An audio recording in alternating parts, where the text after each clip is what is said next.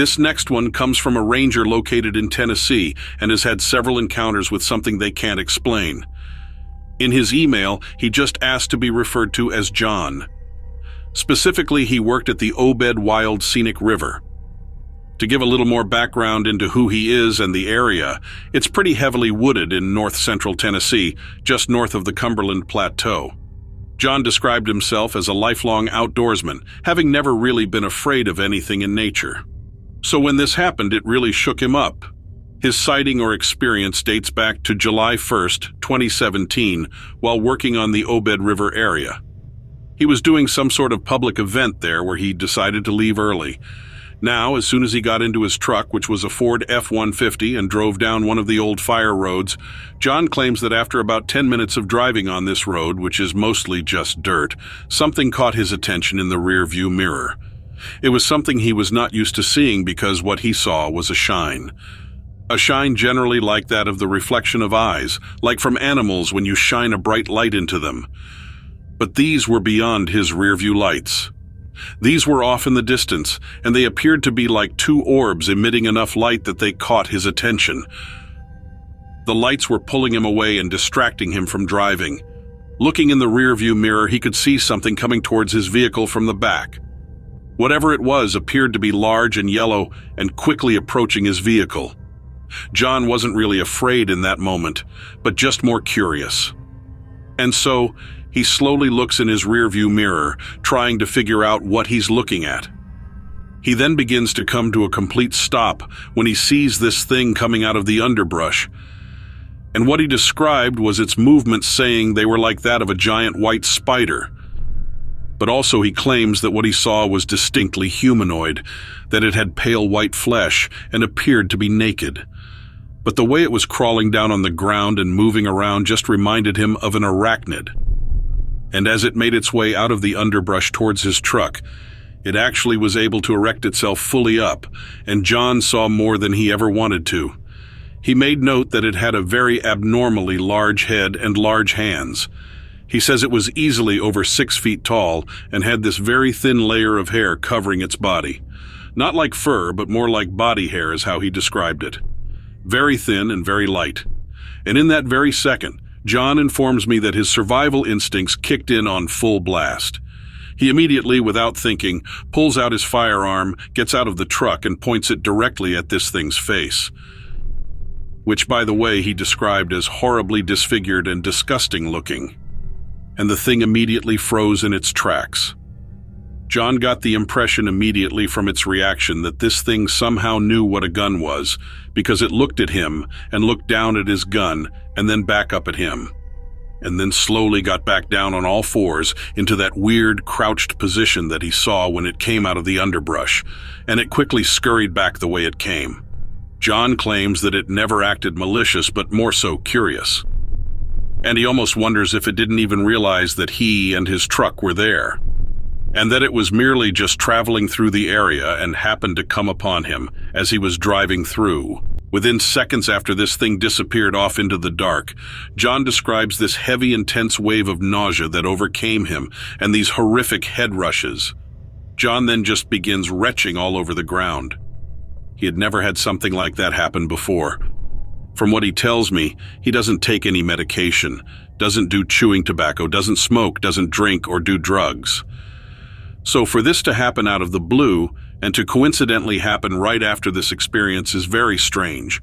Well, he wasn't completely terrified in the moment, but it did shake him up, and he was disturbed by the situation. He also made note to me that within the next 4 days, he would have these horrible bouts of migraines that would come and go. He said they were the most excruciating thing he has ever experienced in his life. It was like his head had been beaten by a brick, and the pain was so excruciating there'd be times he would just have to curl up in a ball. And then they would just suddenly go away as quickly as they would come on. And right around day 4, they had just completely ceased. John speculates that it was possibly radioactivity. Something he even further speculates is that the thing was potentially a mutant. One of his close friends who's been hunting near the same area since 2011 had told him too that he had seen some strange things lurking around this scenic area. In one event, late at night while deer hunting at Laurel Falls several years back, John's friend claims to have seen a creature that was very similar. All white, very lanky, actually almost to the T to what John described, and completely upright. John's friend said that he actually witnessed it taking down a full-grown deer, completely ignoring him when he was only a few yards away, watching the whole thing take place right in front of him. So, with all the strange things going on in today's world and all the bizarre phenomena and events going on in the woods, what do you guys think? Are there ways to explain away everything I've shared with you in today's episode? Or is this all just merely fabricated? Are these truly disturbing accounts, or are these truly the workings of something not of this world? Something going on in our national parks and to people just like me and you? I'll let you guys be the judge of that one.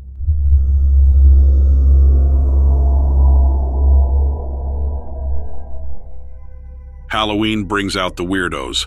We all know by now, right? The season seeps into their veins and compels them to act. They cause a scene in public. They catch your eye and make you wonder. Maybe they get behind the wheel and cause an accident. It's as common as it is frustrating. I work in a parking garage, and even there I see all sorts. In the fall, a seasonal haunted house opens up across the street, and it acts like a magnet for the strange and the curious. It takes a certain kind of person to want to be scared, you know? I never understood it personally. I never understood why you would want to feel your skin crawl. On this particular October night, my compliance didn't much matter. My normal night was determined to wilt and change. The quiet evening shed off its skin and transformed into something else before I could tell what was happening. From my seat behind the security monitors, I spotted a man wandering an empty floor of the garage. He was dressed uncharacteristically well for the area. I figured he was drunk and turned around, confused by the peculiar layout of the garage. That happened pretty often, you see. I don't know who built or designed the structure, but there were stairwells that only linked specific floors. Doors that seemed to lead nowhere. If you didn't follow the marked path, it was easy to get lost or confused. It happened to me the first few nights I worked there. You would guide a guest back to the safety of the street at least once a week. I made my way to the empty level of the garage and called out for the stranger. Now that I was on the floor, I couldn't see him. His only way out would have led him past me, so I knew he hadn't escaped on his own. Where did he go? I checked around the support pillars and peeked into a few of the maintenance doors. There wasn't a man or woman to be found. I was alone, and then I wasn't. I turned around suddenly and saw him. He was standing in the middle of the garage, exactly where I'd expected him the first time. Somehow I'd overlooked him on my approach. If he was there all along, I must have passed him at least 3 times as my search intensified. I called out again. This time my words made the stranger turn toward me. That's when I first saw the mask. His face still looked human enough, but his skin looked like it was covered in scales. His nose was flat, and his lips were thin. He looked like something had stepped out of a science fiction show. I believed right away that he was an actor. He was supposed to be in the haunted house, I thought. Pre-gamed a little too early and wandered off of the beaten path. When I approached him, reaching out my hand to signal that I was there to help, he blinked. His eyelids moved from right to left. As his vision focused on me, I watched his eyes roll independently of one another. His gaze clicked onto my position one half at a time. Then his lips twitched up his face in a poor mockery of a smile. His teeth were short and looked like they'd been filed down. No man could have been born with teeth like that. I ignored the pit in my stomach and tried to swallow the anxious spit that had filled my mouth. I made a quick rationalization. It was a costume. The makeup or the prosthetics or whatever they were wearing, they were top of the line. I wouldn't know any differently, would I? I tried to open my mouth and return to the routine. Can I help you back to the street? Can I help you find your car? I stumbled over the words. And as I watched, staring at this man without so much as blinking or looking away, he changed. Those scales shimmered and started to take on a different color. Before a minute had passed, the ridges on his skin weren't so visible, and the color was a lot closer to my own. His lips seemed to fill out, and with a bit of effort, I could see him blinking normally, looking right like a man, except for the teeth that remained pointed. He changed almost completely. Blended in. Is that why I didn't see him when I first reached that floor? Then the stranger mimicked my gesture from moments ago. He reached toward me. His body language said, "Let me help," but my mind was already screaming to run. I did exactly that. I got out of there as quickly as I could, all the way down and out, juggling my cell phone and trying to call my co-workers. I couldn't stay there. I didn't. I tried explaining what I saw as I was leaving, but my peers were being a little too stubborn. Their minds were made up early on. They figured I was the one who'd gotten confused. I could tell that they were worried about me, but they weren't helping my situation. None of them saw the man that night. It was business as usual, or so they said. A couple weirdos coming to visit the haunted house, nothing more. But I knew better. I still know better. Maybe it isn't just the strange people that get called out by the autumn weather. Maybe it's just the strange in general. The most peculiar things that walk this earth. Like a man with lizard skin, with eyes that closed the wrong way and teeth that were a little too sharp. What do you think? Have you ever seen something like that? Have you ever locked eyes with somebody and just knew that something was wrong with them? You'd know better than me, I guess. Did I imagine that man?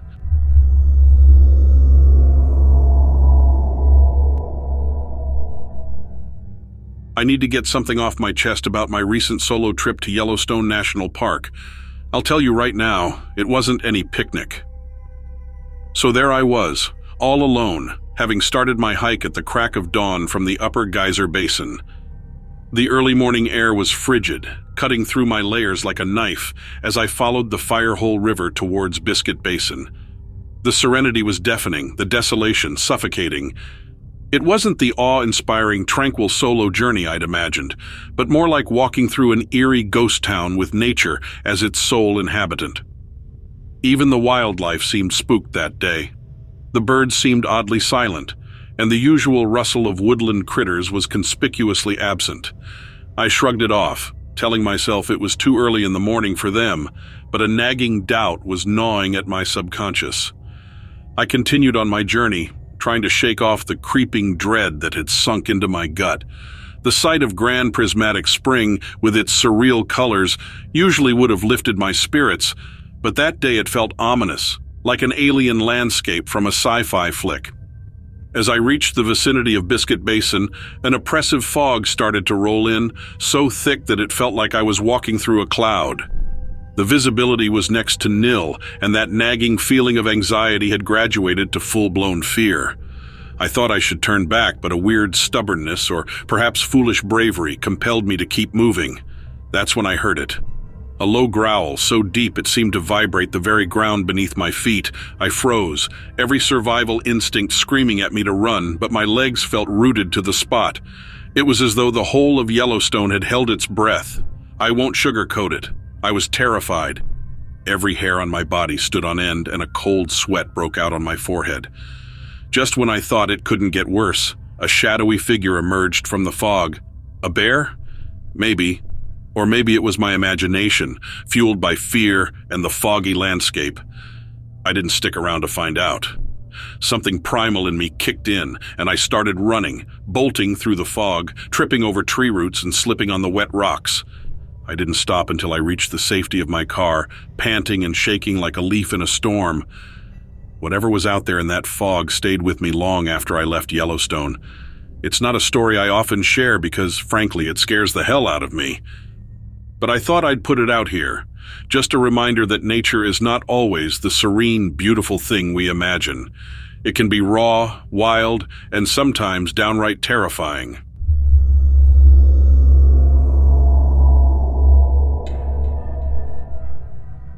This is a story I received from a person named Travis. Travis's story goes all the way back to when he was hiking in the Appalachian Mountains back in 2015. His plan was to go camping by himself out in the backcountry, but was worried about not being able to find a suitable place.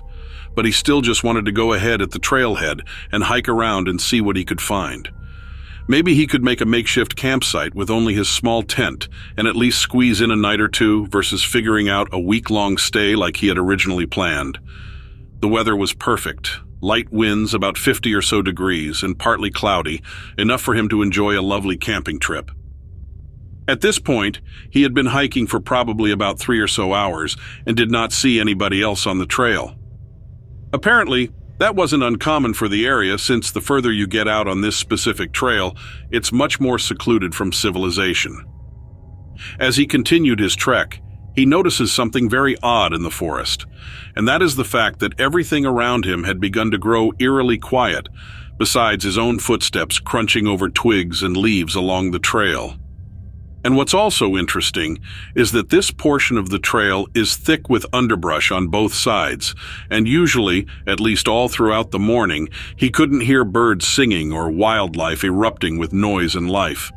It's as if they had all fled or just seemed to be hiding and keeping low. The deeper into the woods he traversed, the more eerie things became, and the more his hairs on the back of his neck began to prickle like something was wrong. And the more he realized that it's like every living creature had vacated this part of nature. He hated to think about it, but all he could envision was rats leaving a sinking ship. At this point, he felt almost in a fishbowl in a sense, even though he was completely alone and hadn't seen anybody on the trail that day. He felt as though the woods were watching him, and every so often he would hear what sounded like footsteps crunching through the forest behind him, almost as if someone was tailing him. And every time he turned around to investigate, there was no one there. It was as if he was being stalked by some invisible entity. After some time, his paranoia grew stronger, and he couldn't take it anymore. He turned around and began to head back towards the trailhead, hoping to put as much distance between himself and whatever was out there. He walked faster, almost jogging back towards the trailhead, and as he did, he felt a sudden gust of wind behind him, as if something was right on his heels. He turned around and saw nothing, but the feeling persisted, and it only intensified his fear.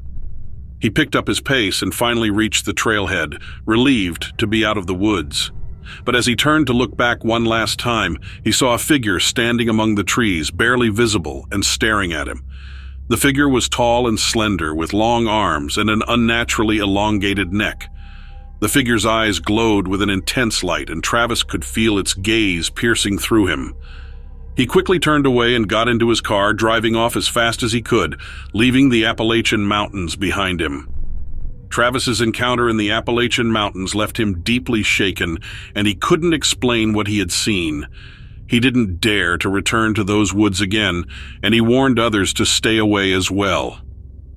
To this day, he believes he came face to face with something supernatural, something that lurks in the depths of the Appalachian Mountains, and his story serves as a chilling reminder that there are still mysteries and dangers hidden in the wilderness.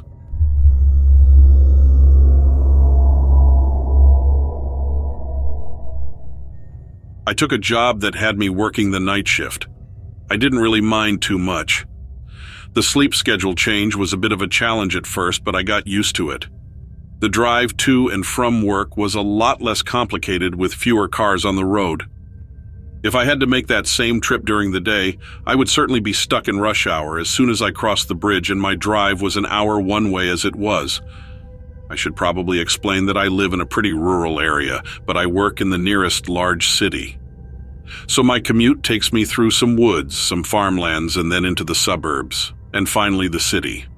The drive goes pretty quick at night. I usually put on a podcast or an audiobook, and I'm there in no time. One night I was driving home around 3 a.m.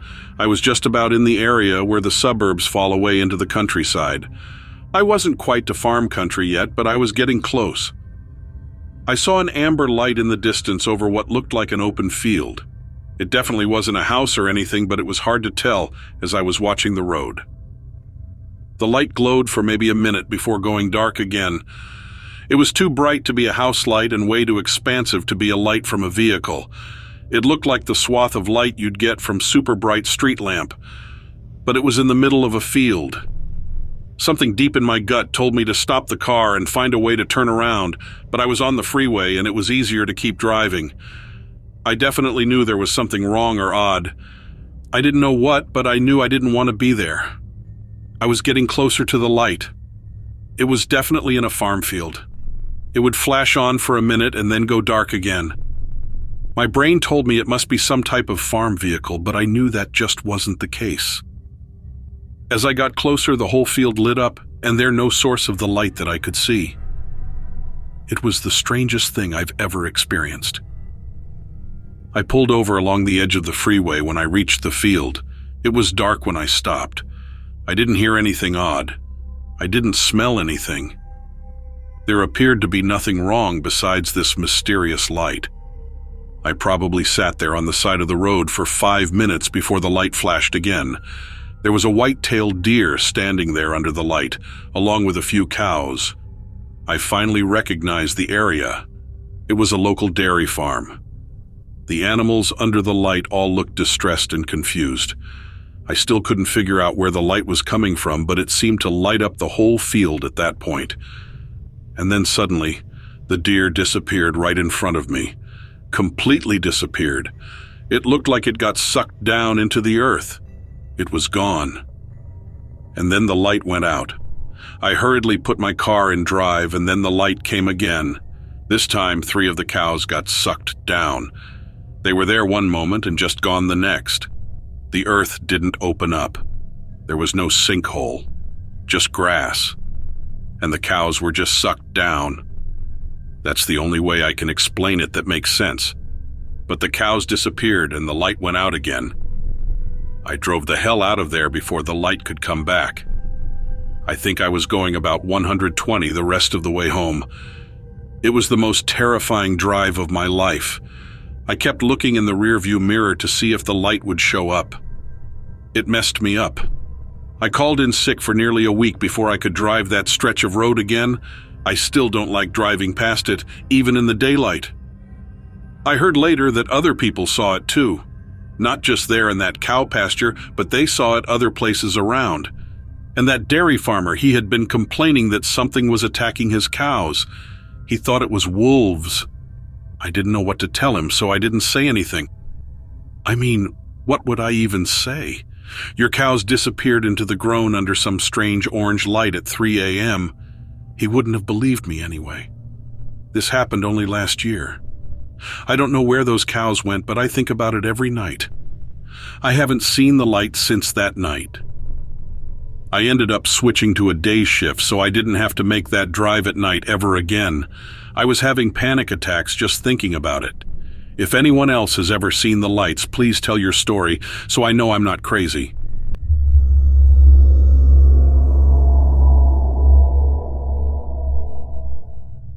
I gotta tell you, that night is still fresh as the morning dew in my mind. I was new, green as grass, just started as a ranger in the Allegheny National Forest. Jerry, my partner, was an old hand, been doing this for years, the kind of guy who's so at home in the woods that he makes Daniel Boone look like a city slicker.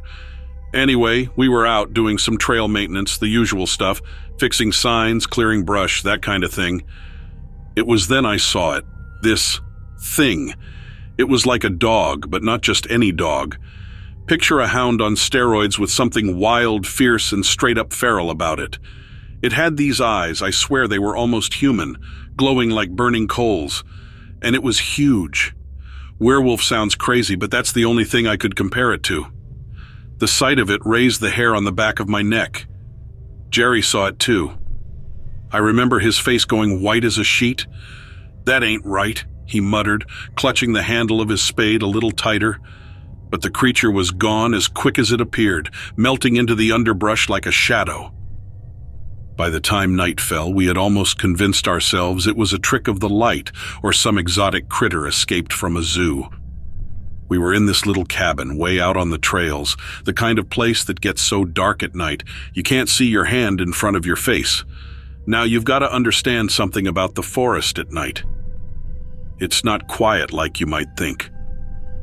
It's alive with sounds, wind in the trees, the rustling of leaves, distant hoots and caws, but this was different. This was a growl.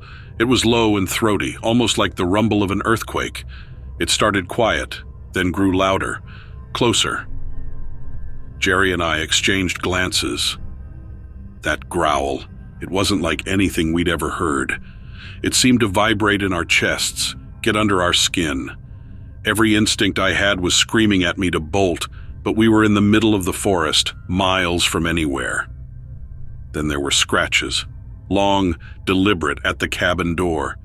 The sound sent shivers down my spine. I remember grabbing a flashlight and a hunting knife. That was all we had. Jerry was clutching an old axe, his knuckles white. We were both wide-eyed and silent, listening, waiting. We weren't top of the food chain anymore. I don't know how long it prowled outside, taunting us with its presence. An hour, maybe 2. Felt like a dang eternity. Finally, the scratching stopped and that terrifying growl faded into the distance. We didn't sleep a wink that night. Come morning, we found the outside of the door covered with claw marks, each one as long as my hand. That's when we knew. It wasn't our imagination. It wasn't a joke. There was something out there, something we couldn't explain. To this day, every howl in the distance, every rustle in the bushes, I think about that night. But I'm still here, doing my job, just with one eye always watching.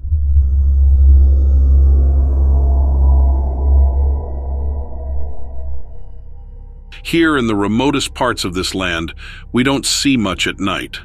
However, I feel compelled to write about an incident that happened back in autumn of 2002. Something that has disturbed me ever since and made me feel afraid to sleep or even leave my house for a long time. I was living in a farmhouse with my new husband and daughter. My daughter at the time was only around 6 months old, and she kept waking during the night. I would have to get up with her at least once every night to settle her, feed her, and pacify her. At times I would sing a lullaby in the kitchen as I cradled her, and I would look out at the empty apartment blocks. Mostly I liked looking at the small communal garden we were given as a grant from the government. On one occasion, my husband made a joke that my lullaby would attract criminals to the apartment complex. It was quite a haunting tune, he said. It was a tune that my own grandmother had sung to me, and she left me the words on a little sheet of paper. She always told me that it kept evil spirits away and would protect the crops from any scourges. I was not aware that it sounded haunting because I was so used to it, and honestly, soothed by it. But occasionally, as I sang it to my daughter, I would see little flickers of light out in the other windows of the apartment complex, as if people had awoken to my singing. On this particular night, I was singing the lullaby, and then heard a screeching sound from the small garden outside. Walking over to my window, still singing the lullaby, I saw something that nearly made me drop my daughter. This creature, something that was not human, was something I'd never seen. And it was like it was staring at me, red eyes, but slits almost. It appeared to be the size and shape of a hyena, and that was really the only creature it reminded me of. It was brown and had kind of a long tail, but what was most peculiar was that the creature had large wings. They kind of extended outwards like a huge web, and it was really pale on the inside. It was bizarre and frighteningly ugly. I covered my daughter's eyes, but I had a feeling that she had glimpsed it. Its face was weird too. It was kind of goblin fox-like, and it had strange features and was terrifying and demonic. I tried to call for my husband, but words would not leave my mouth. I was totally perplexed by this creature that was sitting in the garden just yards away. I felt sick and troubled. Where had this creature come from? What did it want from me? These were all questions that stirred in my mind. And eventually, I managed to back away from the window and walk up the stairs. I awoke my husband, who totally believed me and came down with a raised baseball bat. When we got down to the window, the creature had gone. We debated calling the police, but we decided not to. We didn't want to make the police think that I was off my rocker and a threat or danger to my child. All I know is there are wild and not so wonderful creatures in the animal kingdom. Things that even the most explorative environmentalists can't comprehend. Whatever it was, I saw it with my own 2 eyes. And because it was so disturbing, I have lived a life fraught with tensions and anxiety ever since. My daughter, too, has now encountered problems of her own. Now 20, she still experiences night terrors and calls me in panic if she is home alone. It's as if that memory has been etched into her brain. But I have never brought it to fruition. I have never discussed it with her, but it's definitely affecting her. Now, we stayed at that apartment for 2 years after the incident, and any time I had to wake during the night to go to the kitchen, I would feel dread expecting to see this thing out there again. I feared it was waiting to reappear and resurface those horrible memories. Thank goodness my husband came down with me every time after that. And luckily, as my daughter got older, I had to do it less and less. Anyway, it never did surface again, and that was the only time I would see it.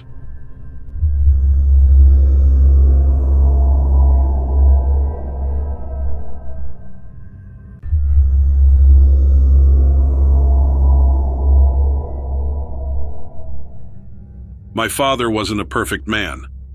I haven't forgotten the nights with loud arguments and empty bottles. But I do know, with the benefit of hindsight, that my father did his best. Once upon a time, he might have been good at it. Fatherhood. My mom used to think so. She used to talk about how excited he was when I was born. Then something changed.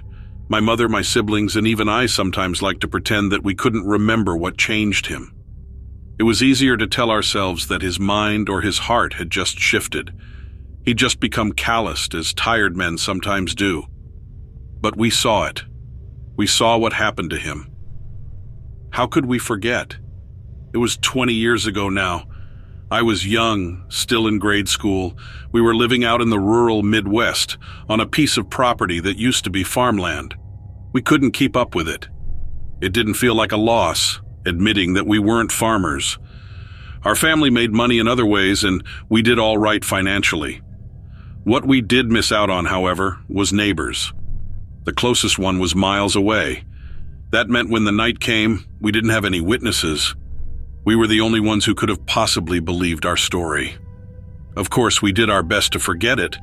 We were happier pretending they never came. Who wants to live their life afraid of the sky itself? I remember the dry thunder of that summer season. It sounded like the sky was splitting apart as my siblings and I began the bedtime routine of brushing our teeth and avoiding our parents. If they didn't see us right away, sometimes we'd get to stay up an entire half hour before they made us turn the lights out. You had a routine like that too, right?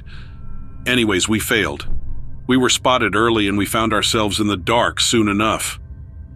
It would have been easy to sleep. The thunder made it easy, if it wasn't for the lights that appeared just a few minutes later. They burst in through the windows, burning through our blinds as if the fabric wasn't even there. It was suddenly daylight in our room. We ran, confused and frightened, downstairs to meet our parents. Mom stopped us before we could get too far. Dad was already outside. He always told us that one day the soy production plant at the edge of the nearest town might explode. When he told that story, he made it sound like the explosion would be our own little nuclear bomb. That's what I was imagining as I watched my father's silhouette through the front doorway. He was walking into nuclear territory. The lights changed colors and began to swirl. Suddenly it sounded like we were under one constant drone of thunder. I wonder now if the lights had been using the storm as cover, or had they created the storm themselves? It was the perfect camouflage, wasn't it? None of us knew what was coming. We could see our dad in the front lawn. He was looking up, arms down at his sides. He hadn't run out there to play hero, chasing off the invaders on his property. He was in awe. We all were. Then he disappeared. The lights blinked out of existence, the thunder stopped, and Dad was gone. There was an empty spot on the grass where his silhouette had last been. One by one, we wandered out there to search for him. He was nowhere to be found. Our mother called the police and they searched too, but they didn't believe our story about the thunder and the lights. They left as all empty-handed and empty-hearted. None of us went back to bed. 2 days later, after we ran dry of tears, Dad came back. He was disoriented and dehydrated, but hardly worse for wear. He downed 2 full glasses of water and went back to living as normal. When we told him 2 days had passed, he froze. He swallowed something heavy in his throat, then he scoffed. He let it roll off his back like that encounter was just another night. He had nightmares after that. Screamed sometimes, waking up the whole house. I didn't envy my mother sleeping beside him. He grew distant. He talked less. You've seen somebody shut themselves off before, haven't you? One day they're there and the next day they're just not. The body's still moving, but the mind's somewhere else. That was what happened to our father. There wasn't much we could do to change it, except talk some more with law enforcement and local doctors. We wanted to help him, and we wanted to know what happened that night. None of them were any use. Most, as a matter of fact, turned us away. Even the doctors who said they'd take our insurance got cold feet.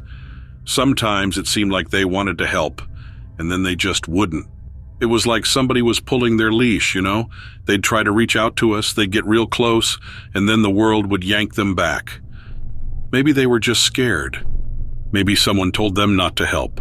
I'll never know the truth of that. What I do know is that my father did his best, and no other family should have to deal with what we endured. Nobody deserves that, least of all the ones who disappear. Because it's happened to others, you know? It's happened to other people that nobody wants to believe. I guess it requires a certain sacrifice admitting that there's something unknowable out there. If we hadn't faced it, maybe we'd feel the same way. For now, I just want to warn you. Some people say that these things, when they show up, they're absolutely silent. That wasn't what we encountered.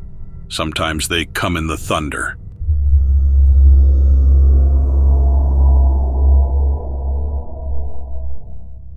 We thought we heard a woman screaming. That's why we went into the woods. It sounded like a woman plain as day. There had been a few stories about our property being cursed or haunted, and every once in a while that lured out the teenagers. This was something different. This wasn't a joke. My brother grabbed his rifle and I grabbed a flashlight. Whatever was going on with her, the woman's blood-curdling screams meant something was wrong. It was safer to have a weapon on hand.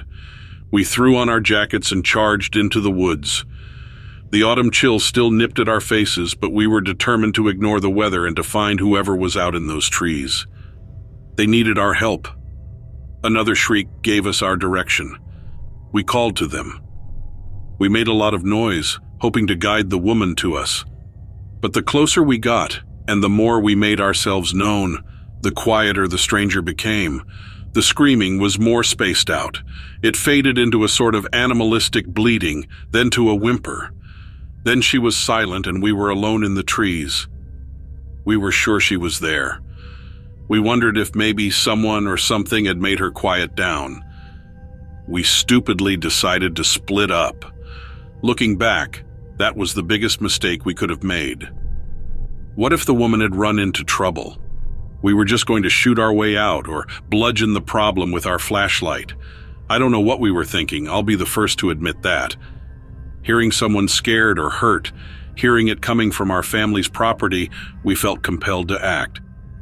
We never even considered the alternative.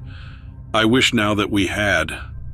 After all, it wasn't a woman in those woods.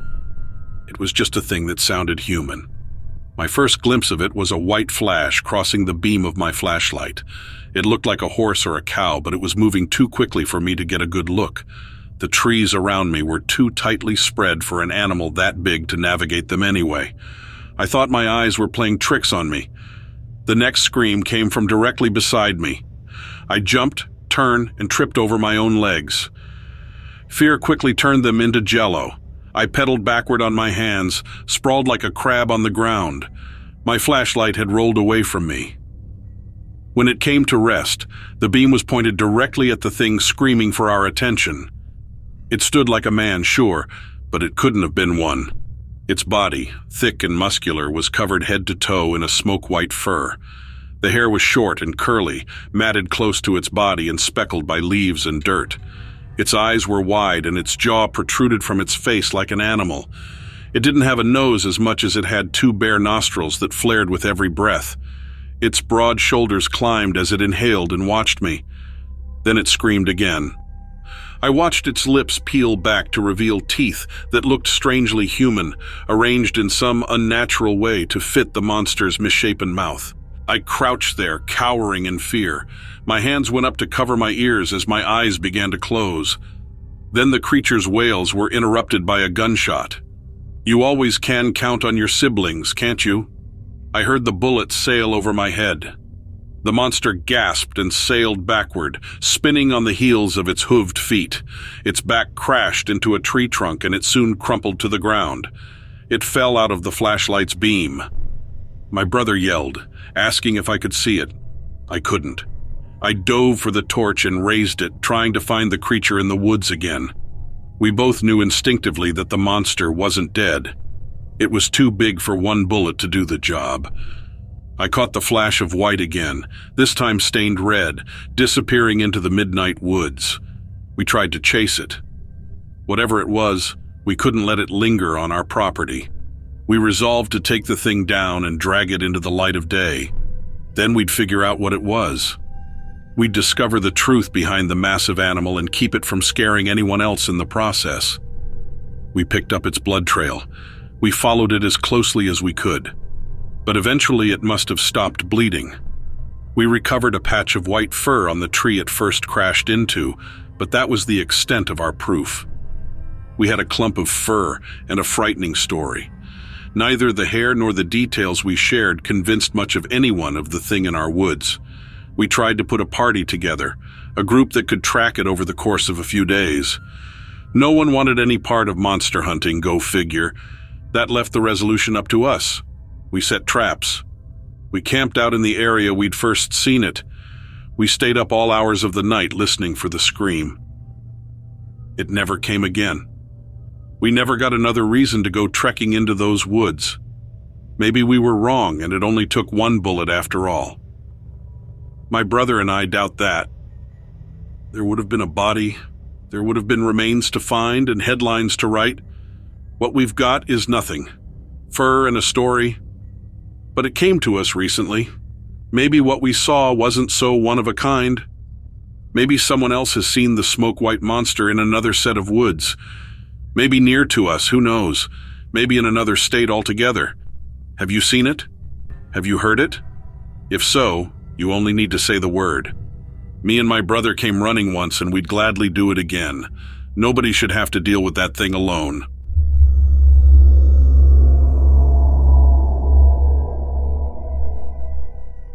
I grew up in the woods of northern Minnesota. There are things out there in the wild lands that locals don't like to talk about. Small town secrets, I suppose. Most of them were harmless. Others, not so much. The area I lived in was about as far north as you could get before you crossed over into Canada. The nearest town had less than 100 people, including my family. As a kid, we had all these rules. Everybody's family had them. My parents said it was to keep us safe from predators. Don't go out after dark. Don't go into the woods alone.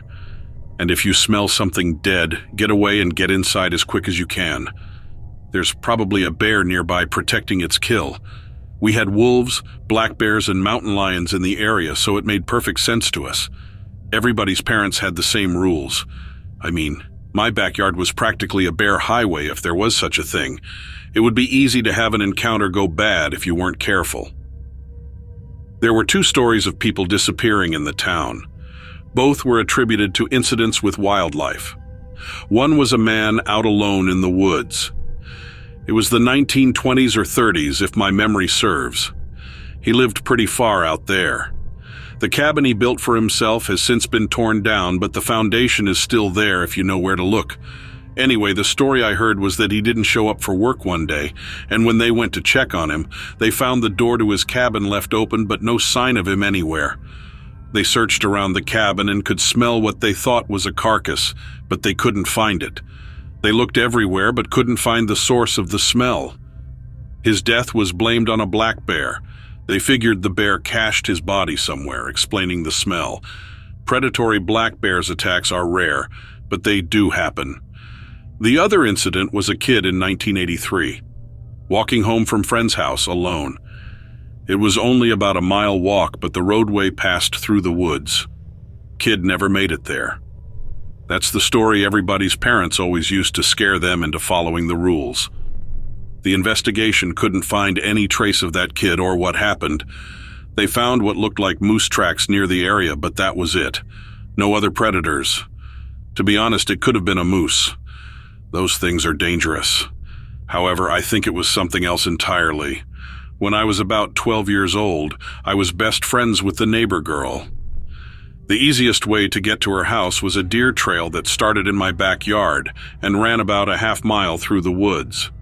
My parents were very strict with me about the rules. I wasn't allowed to use the trail after dusk. I had to tell them when I was leaving and had to call them from my friend's house as soon as I arrived, and I had to carry bear spray at all times. I had run into bears before out there without a problem. Normally you just yell and wave your arms and they run away. It's only when they have cubs that you need to worry, but I kept my bear spray close, always. There was one day that I was walking home on the trail. It was at least an hour before dusk, I know that much. If I was out even near dusk, I would have been in so much trouble. I probably wouldn't have been allowed to leave my room until high school graduation. That's how serious the rules were. I thought the rules were to protect me from bears, but that wasn't it at all. There's something else that lives in the woods up there, and it's a lot more dangerous than a black bear. The first thing I noticed was how quiet it got. A sudden silence just washed itself over the woods. It was like I was in a movie and someone pushed mute. I remember seeing leaves blowing in the wind, but I couldn't hear them moving. That's when I smelled it. It was the foulest thing I have smelled in my life, and I've walked up on near week-old roadkill. This was worse. It was definitely the stench of something dead, but there was something else there too. Like if you've ever smelled a really bad infection. That's the best I can describe it. I immediately knew I was in trouble. My parents said if I ever smelled anything dead, there was likely a predator nearby. I pulled the safety stopper off the trigger of the bear spray I was carrying and held it up in front of me. I remember I pulled my shirt up over my nose, hoping the material would somehow stifle the smell. Then I looked out at the trail ahead of me. There was a tiny rabbit sitting there out in the open. Its eyes were wide and it was shivering, but it didn't move. I don't know why it didn't just run. I heard something moving behind me, something walking. They were hoofbeats. I had my bear spray in my hand, ready to use it in case it was a moose. I turned around and what I saw will haunt me for the rest of my life. It was about the size of an elk. It had the body of an elk and the antlers of an elk. Full antlers, even in the summer. Its hair was peeling off, exposing areas of raw flesh and even the bones underneath. It was leaking from its wounds. There were flies buzzing around it like it was a corpse. It definitely smelled like a corpse, but it seemed to have no trouble walking. I pointed the bear spray at its face and then I froze. It had no face. Its head was a bare skull. Bone white. The skin was hanging loose around its neck. The skull was stripped completely bare. It had no eyes, no nose. It walked straight past me like I wasn't even there and went straight for the rabbit. The stupid rabbit didn't even try to run. The undead elk grabbed it with its teeth and threw it up in the air like a coyote does and then swallowed it whole. It might have not had eyes or a nose, but it did appear to have a tongue. Its jaw cracked when it opened its mouth. After watching it make quick work of the rabbit, I ran. I didn't want to stay and find out what it might do to me. As soon as I saw it, I knew this was the creature responsible for the disappearances. It had to be, and I wasn't going to be its next victim. The only form of defense I had was the bear spray. I don't imagine it would work on this thing. I never took that trail through the woods again. My parents caught on as soon as I started asking them to drive me to my friend's house instead of walk. They asked me if I saw it, and I said yes. And that was the end of the conversation. They never told me what it was, and I never asked. There are things you just don't talk about in towns like this, and just because people don't talk about them doesn't mean they don't exist.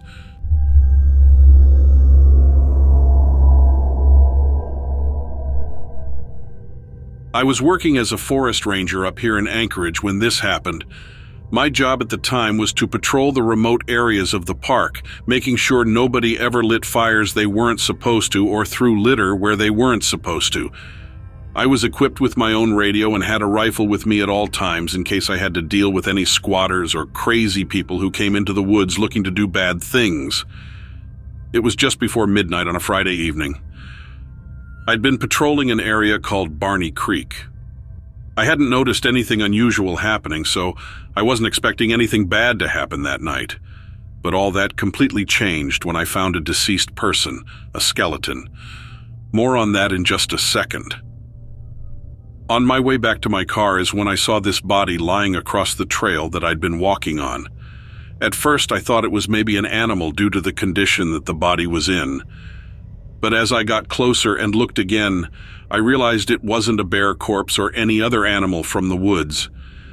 This was obvious because there was no fur covering its flesh. It had obviously died quite a while ago, too. After shining my flashlight around the area more thoroughly, with a sense of growing apprehension tapping into whatever bravery might be needed, I slowly approached the remains. I took out my camera before beginning to take pictures of the evidence. I was not prepared for what I saw when I moved closer in to take a look at the skull. It was pretty badly rotted and there appeared to be a bullet hole right behind the left eye socket. Some brutal execution must have happened, maybe even torture, judging by how bony and ripped out their chest area looked. Whoever they were, somebody wanted them dead, and the killer would not accept any opposition from this person they were going after. This meant that whoever killed them was still around, and they'd be coming back. They could have been waiting out for me in the forest, possibly planning to take out their sick revenge on me. I had one mission, to get out of there as soon as possible and alert the authorities for backup. I had to run back as fast as I could, which was hard with how freaked out and terrified I was. Still getting lost and having a hard time recognizing the trails. My head was a mess, and every time a branch or leaf would brush against me, I just suspected it was something that would kill me. Kind of like a monster's claw reaching up from behind bushes, ready to grab me by the neck and snap it like a twig. My heart raced with so much fear that I swear it felt as if it were almost going to pop out of my chest. Without any warning at all, and after what seemed like forever, I got far away but just collapsed onto the forest floor, completely exhausted. I was there until morning. As soon as morning arrived, I was successful in returning to the area, but the remains were gone. I couldn't tell if somebody had come in and taken them, or maybe some animal decided to bury the body under some dirt or leaves. In any case, it didn't matter much because no one was going to find out who killed that person. But I realized afterwards whoever did it might have been looking for me now, too. It's best not to say anything about my experience now while I'm still working as a ranger.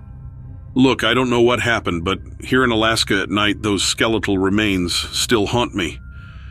I've never seen a cadaver at all, let alone in that bad condition, but all I can say is, why didn't everybody just stay away from this area? Why did this happen? Who's this poor soul that got killed? It definitely looked malicious, like somebody had just left the body there. I mean, that's kind of obvious. Had it been an animal, it would have been eaten or torn apart or buried. But the body had been there for a while, and there were no signs of any animals even touching it. How strange. Almost paranormal, if you will.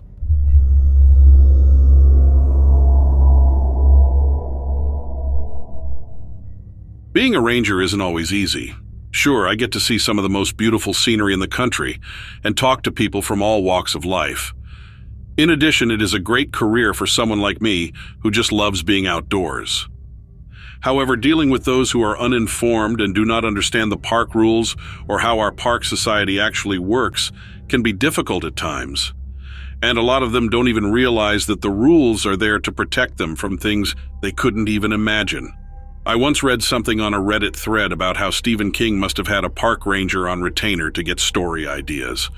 While I highly doubt that it is true, we do see stuff that I bet most horror writers couldn't even dream of.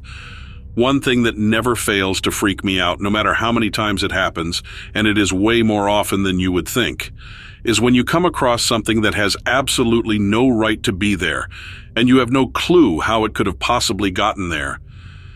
Staircases being discovered. Okay, you might think at some point there must have been a building many years ago, and all that's left is the stairs. The only issue being that the trees surrounding the structure are hundreds of years old, and the stairs are not. So there couldn't possibly have been any building there, and none of the trees are damaged, and there is no route or trail leading up to the area for some big-time practical joker to plant it there for some YouTube show. They're just there. The same with abandoned cars. They appear in areas that have been looked at many times before, maybe on foot or with an ARV, but again, there is no way a truck, camper van, etc. could have gotten there.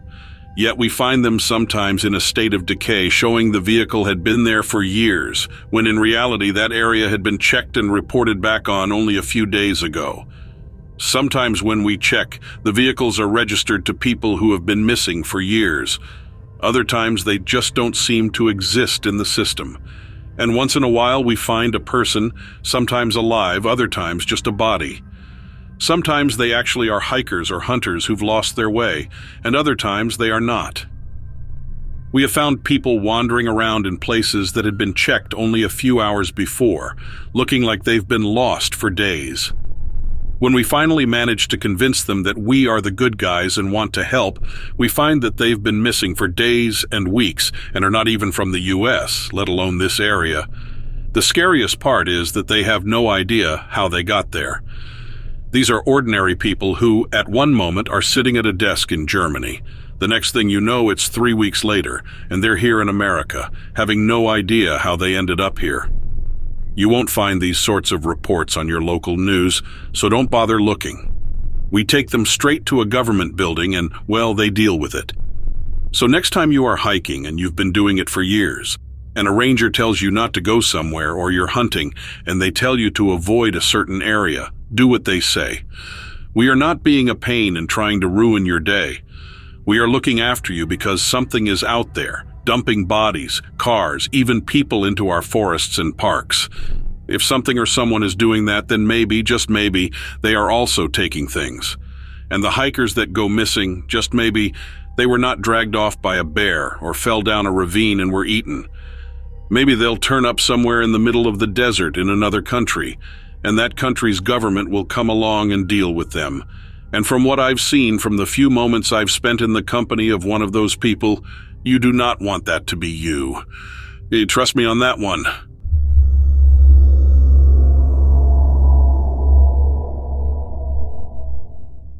My sighting happened in June of 2012. My father was undergoing chemo, and I decided to bring him out canoeing for an afternoon trip. We headed downriver to a secluded spot that we had been to once before. On our way there, my dog started acting funny, sniffing the ground and barking. That's when this large lizard thing began coming out of the trees. I began screaming, pointing at this creature, wondering what we were seeing. My father grabbed our canoe paddles and I began screaming for him to paddle us away, but this thing kept coming towards us. Now it was slithering quickly through the water toward us like some big water snake. Not swimming though, more flowing until it was only about 10 feet away from the canoe. Its head and body were above the water line. Then my dad reached in his pocket or something. I heard a gunshot go off and a spray of blood shot out of this creature. The sight made me almost vomit. Then it just sank down under the water. I blacked out after that for some time in complete and utter terror. The next thing I know, we are at our destination and my father is asking if I'm okay. That's when he tells me what happened. I'm shooting this creature, and then this thing disappearing underneath the water, and I had fainted. I was so terrified. My dad explained to me something large had come through us and added the water. He wasn't sure what it was. My dad was pale. I mean, I've never seen him like that before. Now, fast forward 15 years later, and my oldest son believes he's seen a similar creature when he was out in the forest with his own friends. He was rounding up this group of kids when he saw something that looked like a lizard. He said it stared at him for a moment, and when they all became aware of what he was seeing, the creature darted off.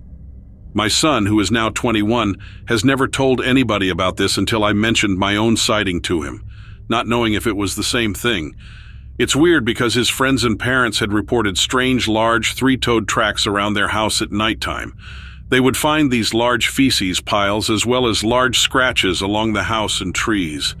I can only suspect it's this thing hanging around here. Look, I don't know if we somehow stumbled upon its territory or what, but I know it's here. My son has also seen it several more times since his initial sighting. The last time was not too long ago. He said this thing is beginning to get very, very violent. It's been destroying people's property, attacking and killing dogs. I'm still in shock by what we all saw those years ago, and never once did I ever believe in this kind of thing until that day. Now, I know for sure it existed and will continue to exist. I know I'm going to be attacked for what I'm saying, but if there's anybody else out there that has seen this thing, let me know. We need some answers.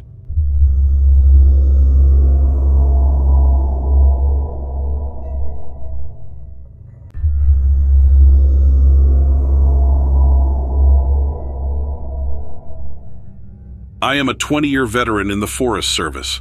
I've worked as a ranger for 12 years. In all my time working for the government, I mostly never encountered anything too out of the ordinary. That is until my last station job as a ranger at Gooseberry Falls State Park in Minnesota. It was quite possibly one of the most terrifying experiences I've ever had while on duty, and certainly not something I'll ever forget. To explain how it happened, we need to go back about 6 months before the incident occurred. I had been planning on retiring, but my son had just graduated college and was looking to move closer to Minneapolis. He asked me if he could work part-time with me, while he looked for a full-time position, so I decided to pass up retirement and stay on the job. By the way, I should make a note that this was all pre-COVID. I had heard rumors of management positions opening up in the area. So, after discussing it with him, we both agreed that he would come back home for around 6 months while he hoped for the perfect job to present itself. I was first introduced to Gooseberry Falls State Park during my orientation as a ranger there, and they took us out into the park at nighttime. It was an amazing sight getting to see all these bright campfires down below from way above on top of the waterfalls. The rocks from the falls are very smooth and slippery due to years and years of erosion. You have to be careful if you want to climb down to view the falls at night. Our group had just finished our tour and was going to head back towards our cars when one of my coworkers, Tom, suggested that we climb down the falls. Just, for the sake of it. I agreed, but we should have known better. And so did a handful of others who were nearby. As soon as we began climbing down, I sensed something wasn't right. But not wanting to look like I chickened out, I pushed those feelings aside as nothing more than nerves. It started out easy, everyone traveling downward in a single file behind each other, staying close and yet far enough apart for safety's sake. Then, around 3/4 of the way down, things began to get a bit more dangerous. Tom fell. I didn't see him go down, but I heard the commotion. One of my other coworkers had seen what had happened, yelling up to us that he needed help getting Tom back up the rocks. 2 guys rushed down to assist in whatever way they could. And while Tom was being helped back up, one of my female friends called out for help above him, saying she was slipping. It turns out that one part of the path she had been on had given way underneath and sent her tumbling downward. While this may have been scary in and of itself, what happened next could only be described as something straight from a horror movie. We were all standing there in shock at what had just happened when I heard the sound of movement above. I looked up, and there at the top of the ridge was this figure with long dark hair watching us. It was terrifying. It was all in black and had these faint yellow glowing eyes. It was in that moment that I felt my entire body give way, as if I suddenly lost control. The next thing I knew, I too was falling down to the ground below me. Everybody rushed over to help save me, and one guy managed to grab hold of my hand while another wrapped his arms around one leg for whatever little good that did. They tried pulling me back up, but there was no use. I looked down below and I could see there were people trying to help Tom, though they weren't having much success. I felt then that there was a possibility that we were going to die right there on those rocks if somebody didn't do something fast. That's when I remember the park ranger telling us about one of the waterfalls in this area being called Lucifer Falls. But for some reason, nobody had ever been able to locate it if they ever climbed down to view it at night. It was said that once you get close enough, you could hear voices, supposedly spirits whispering your name from below. Now, what is most troubling about this story is not so much what happened to me and my co-workers, but what happened with Tom and the female friend. As they were being pulled back up to safety before either of them could make it out of the water completely, we noticed that their eyes had turned from their normal state into a solid black. It was at this moment that my two co-workers realized that the people they were struggling to help weren't actually Tom or the girl. I'll never forget hearing one of the others in the group scream as he pointed downwards towards, well, whatever it was that our friends had turned into. And yet another guy who was just in front of Tom and his girlfriend jumped back down into the water below to avoid capture. We watched them swim off in the opposite direction, but by this time, there was nothing we could do to save them. We never did find out what happened to any of them after that day. I can only assume they were captured and are now being used as some sort of test subjects or something by these demonic creatures. Just looking at my own hands now, I can still see the scars on them from that day. That's why I'm warning you all not to venture down this path at night. As a matter of fact, it might be best just to stay away from these woods entirely during nighttime hours, like we should have. Whatever it is that inhabits these lands does not seem too keen on having people wandering around here at night. But if you do, be careful, for you may soon find that the woods themselves can't tell the difference between friend and foe.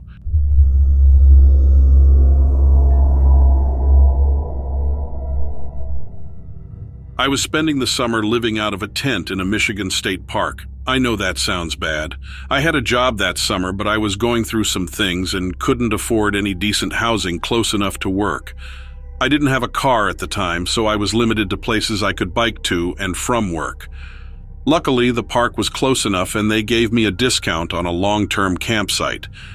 If I'm honest, the park facilities were a lot nicer than some of the apartments I looked at in town. I mean, public showers definitely weren't my favorite, but I could have done worse that year. The park was pretty nice. Most of it was wooded. There were 2 lakes and 3 campgrounds. 2 of the campgrounds were near the 2 lakes, and the third was situated between where the forest met a small prairie. This was the campground I set up in. There was enough shade from the trees nearby, and I'd get the breeze rolling off the open prairie. Plus, it was a little quieter than the campsites, but the lake. There was a marshy area just beyond the prairie that brought out some bugs, but nothing a citronella candle couldn't take care of. It was a pretty nice setup. I liked it. Living there, I got to know the park staff pretty well. So when something was up, I could tell. I heard about a couple of campers that had issues with a deer, believe it or not. Apparently it tried to break through their tent in the middle of the night. They could hear hoofbeats outside and saw the shape of antlers ramming the tent fabric. I wasn't quite sure what to make of that, but I never had any problems.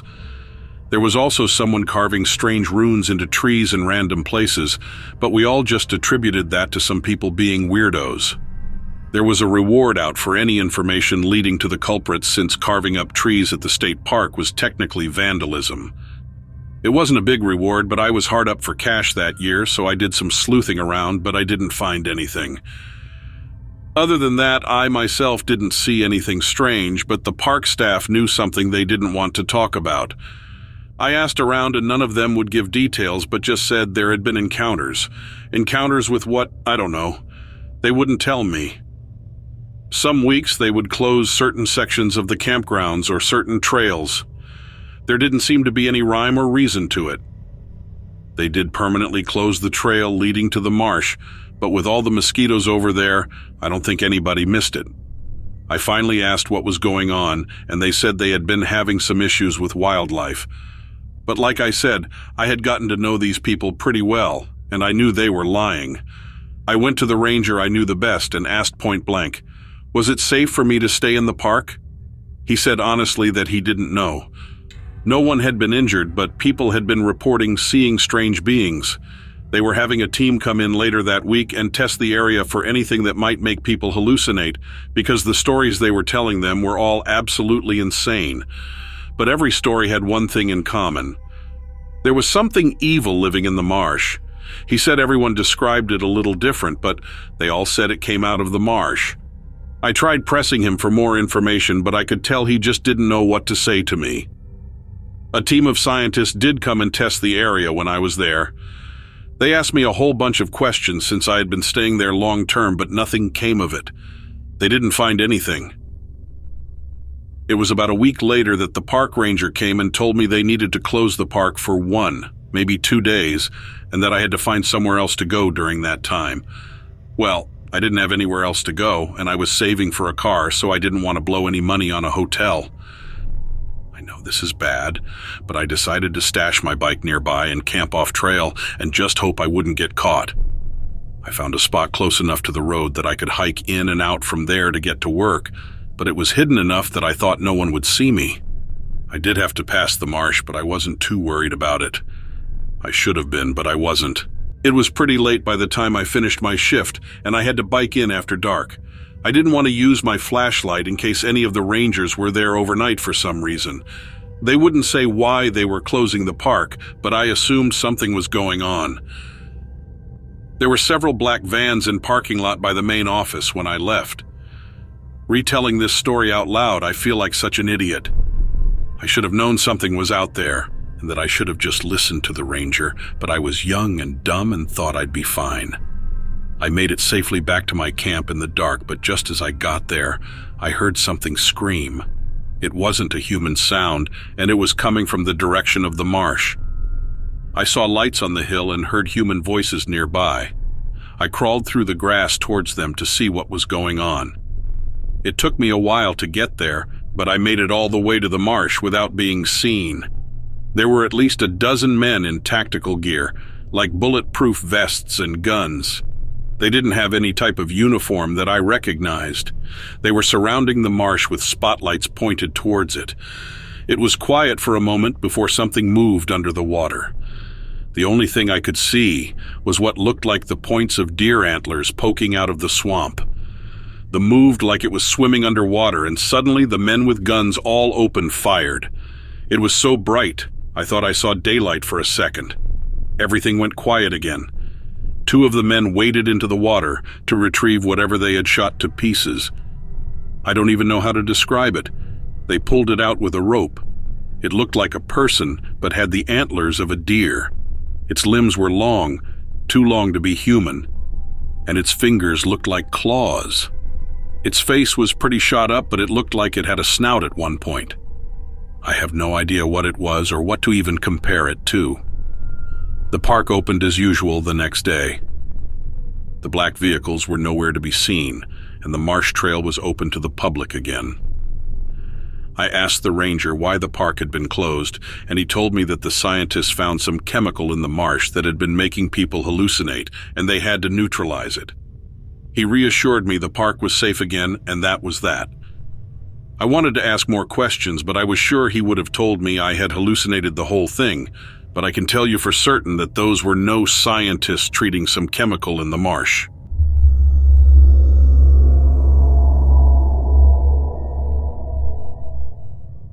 They buried it. Not physically, you know, but they did everything in their power to make sure that the thing I saw was forgotten. I haven't forgotten. I guess they're just counting on the fact that no one is going to believe my story. So far, they've been right. Nothing haunts me more than that. Not the encounter itself, not the aftermath. What haunts me is knowing that no matter what, my truth will always be considered a lie. That encounter is such a big part of me now. You might as well call my entire life these days a fabrication. The nightmares, the cold sweats, the distrust.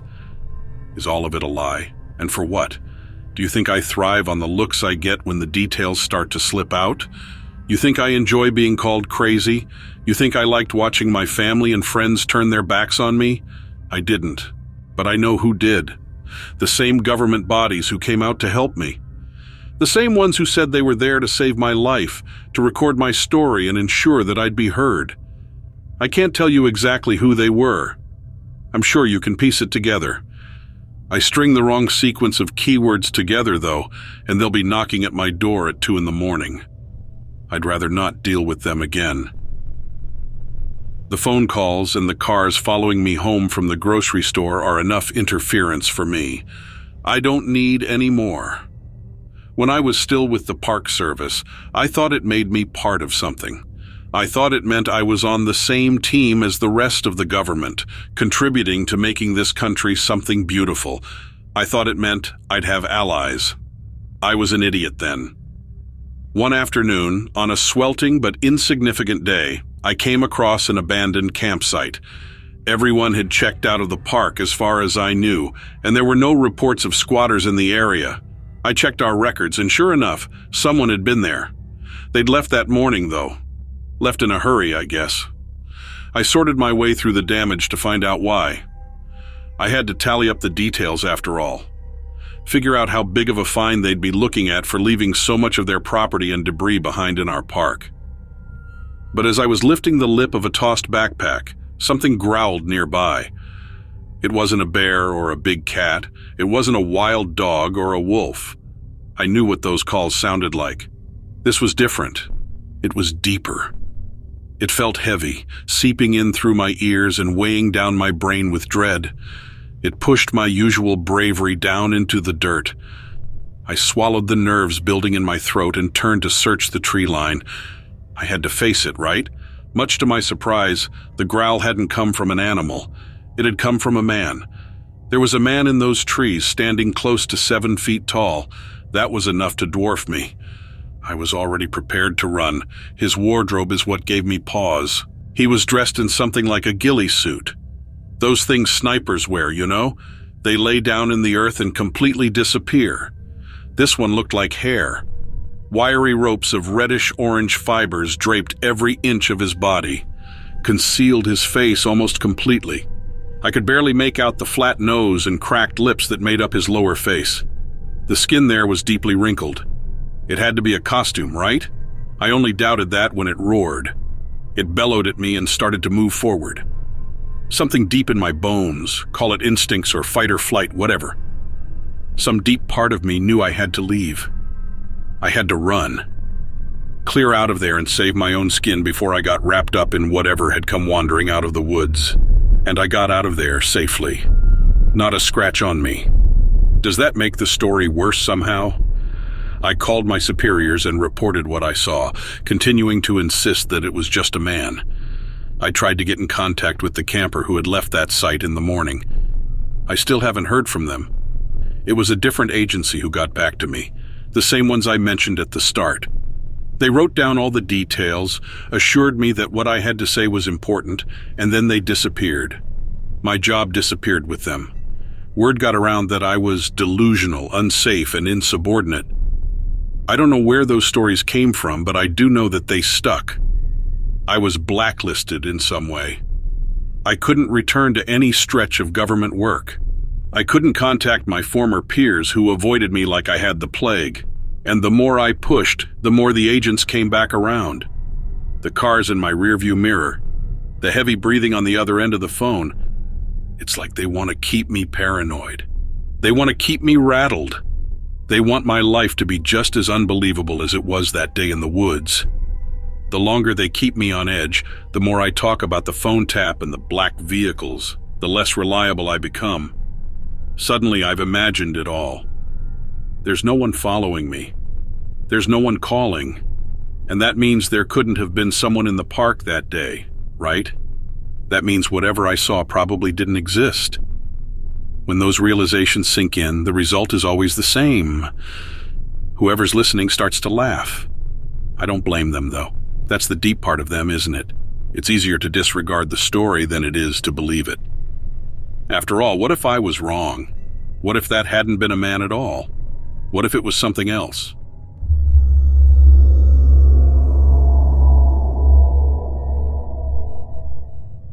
All right, let me tell you about this crazy mission I went on in Ecuador.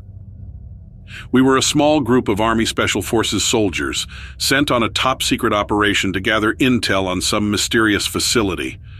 The place was surrounded by barbed wire fences, And what caught our attention right away was the Russian flag waving proudly on one of the buildings. We had no idea what we were getting ourselves into. As we approached the facility, we couldn't help but notice something strange lurking inside. There was this massive creature, like nothing any of us had ever seen before. Picture an 8-foot-tall dog, but standing on its hind legs. It was muscular, with the kind of build that reminded me of a werewolf from those old horror movies. Yeah, that's exactly what it looked like. Now, our orders were crystal clear. Take photos of whatever was going on in there, but under no circumstances were we to engage with the creature or anyone else. But let me tell you, curiosity got the better of us.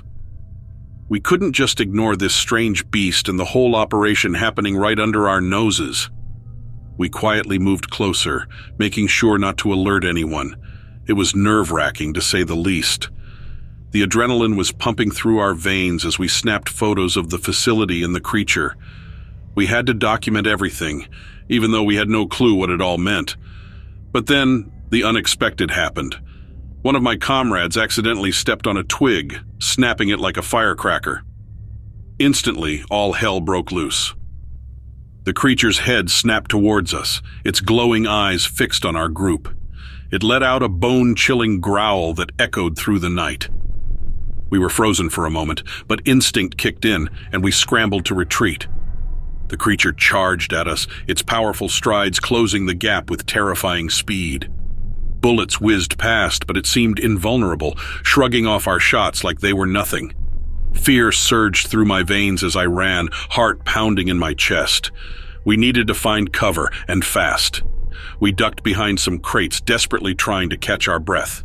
The creature circled us, snarling, its sharp teeth glistening in the moonlight. It felt like an eternity, but eventually we managed to escape. We made it back to our extraction point, battered and bruised, but with the most crucial evidence, the photos. Our mission was complete, but the questions kept haunting us. What was that creature? What were the Russians doing with it? That night in Ecuador will forever be etched in my memory. The encounter with that monstrous creature, the rush of adrenaline, and the lingering mysteries left behind. It was like stepping into a real-life horror story, one that I'll never forget. And trust me, it's a story I won't be sharing around a campfire anytime soon.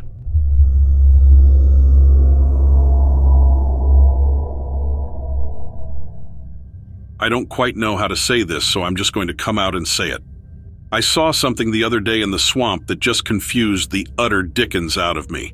There are 2 reasons that I like to go to the swamps. 1, because I like to row through it and enjoy nature as it is supposed to be. 2, because I am part of a neighborhood watch. I'm not sure what to call it, but I basically go out and look for animals that are in danger and try to keep some animals away from poachers if I can. On one of my trips out, I noticed something lying in the way, off the side of the river, that looked like it may have been injured. It was laying on its side, partially on the bank and partially in the water. I thought it might have been killed by something, or it was injured from something. I rowed off to the side of it and got out of my boat. I grabbed my snare pole out of the back and used the handle end to nudge the animal to see if it might have been resting, but it didn't move. Now that I was closer, it looked like it was a young crocodile, maybe only 5 months old. Well, the weird thing is, down here in America, we don't have crocodiles. We have alligators, so this looked very weird to me. I got my snare around where I thought its head would be, and I pulled it out of the water so it could breathe. When I saw that it wasn't an alligator or a crocodile, I don't know if I can describe it quite right, but it looked like a dog. Like a crocodile-dog. I know that sounds weird, but that's what it looked like. It had the ears of a dog, the eyes of a dog, and a snout that quite resembled more of a crocodilian-looking thing, except it had the trademark teeth of a crocodile. It was hideous-looking. I also noticed that it had huge claws, and it had a mixture of fern scales. What the hell, I thought. Was this some sort of science experiment gone wrong? Its body was green, but again, it looked and kind of resembled a dog, a very thick-skinned kind of animal. It was very hideous. Its mouth was hanging open too, like as if it was panting. I took the snare off it and climbed back into the boat. I grabbed a beef jerky stick out of my backpack and opened it. I stayed in the boat, but I threw it towards the thing to see if the smell of meat would wake it up. I saw its nose twitching from the smell. It moved its head sideways to eat it. Whatever it was still very weak and small and frail, but I didn't know why. I grabbed my water and got back out of the boat. I slowly poured the water near it so it could drink. Normally, I think I should be terrified by whatever this thing was, but it was injured and in a state that was almost near death. I checked its body for any kind of wound, and I saw that it had a gunshot on its side. It was then that this creature, whatever it was, began to act very aggressive towards me, and almost coming back to life the closer I got to it. It started snapping at me and getting very lively all of a sudden. Maybe it was best that I stepped back into my boat, I thought. And so I did, and this thing started to become much more aggressive and hostile in nature, almost beginning to gain its strength back in a sort of a second wind or something. That's when it started to try and stand up on two legs, even though this thing was tiny, frail, and clearly hurt or injured. It didn't like that I was trying to help it, even though I didn't care that this thing looked like a failed science experiment. It was in my inner best heart that I wanted to see this thing brought back to health, no matter how hideous it was or unnatural it was. Again, I've never seen a creature like this before, but the second it started acting aggressive and trying to attack me with as little strength as it had, that's when I realized I should get out of there. And so I did. As I'm kind of pulling away, this thing seemed to regain its strength so fast and finally pursued me by jumping back in the water, swimming towards me. Listen, I know this sounds crazy and all, and normally I would tell you you're crazy if it did. This thing only seemed to pursue me for a little while after I got on my boat and then disappeared underneath the water for good. I still think about it because this wasn't that long ago, and it was very weird. I've talked to some of my friends about it and other people who are in my Animal Neighborhood Watch group, and nobody seems to know exactly what I'm talking about, or they think I'm making up the story. Anyway, believe me if you will, but this is my true sighting of something I would consider strange and unknown, and possibly paranormal.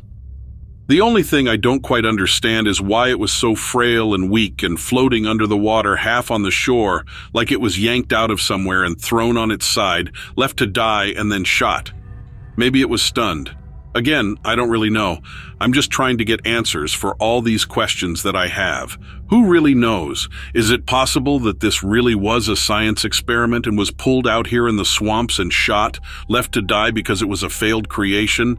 That is something that haunts me still to this day.